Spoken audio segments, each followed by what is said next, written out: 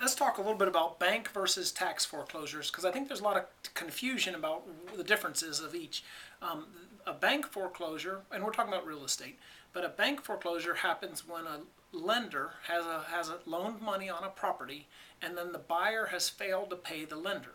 So they're late on their mortgage. After a certain amount of time of the lender notifying them, they will actually foreclose on the property, kick the person out, and take control of the property. So the bank foreclosure literally is when the person who bought the property doesn't make the payments to the bank, and the bank says, we're taking it back because that collateral was pledged per your note.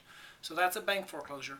Tax foreclosure is still a foreclosure on the property, but it happens when a person does not pay their property taxes.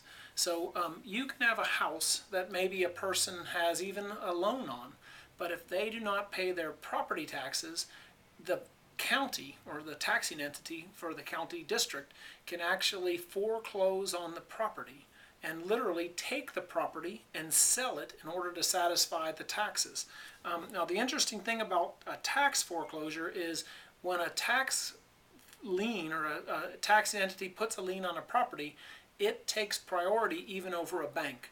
So banks are very, very cautious about letting a property get a tax lien on it, because if they do, that tax lien has to be paid first.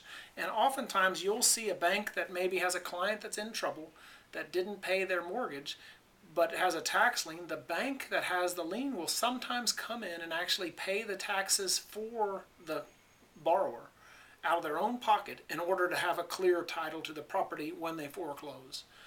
It's kind of a weird situation that sometimes banks get in, but there are totally different entities that does a tax lien versus a bank foreclosure, or a tax foreclosure versus a bank foreclosure, but they do, of course, have one common: they're both working with the real estate and the property that is owned by the borrower.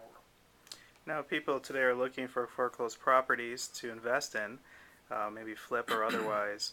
What do you recommend, bank or tax foreclosure, and how should they navigate that system? Good question. I like it's tough to get deals in either, and you really have to know your market. First and foremost, if you don't know the market you're trying to do a tax foreclosure or a bank foreclosure in, you're setting yourself up to really take a loss. So what I strongly recommend is only do this in markets that you know the business and know the market.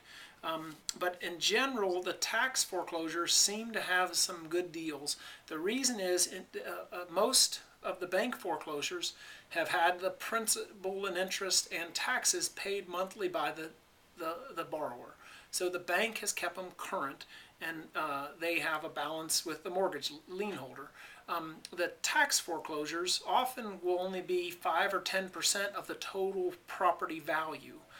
So you have a chance of getting a property for tax value, or not tax value, unpaid tax balance value, as opposed to what the property is worth.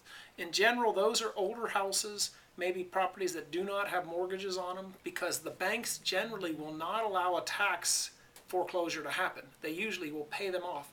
So a lot of times when you see a property at a tax foreclosure, there's no bank involved, which means maybe it's an old property, maybe it's an estate, maybe there's nobody that cares about that property, and it's an opportunity for you, if you know the market, to pick it up for just the unpaid taxes, which could be 20 cents on the dollar. Great potential opportunity, but there's a lot of people after them. So I don't know. It's a hit or miss game.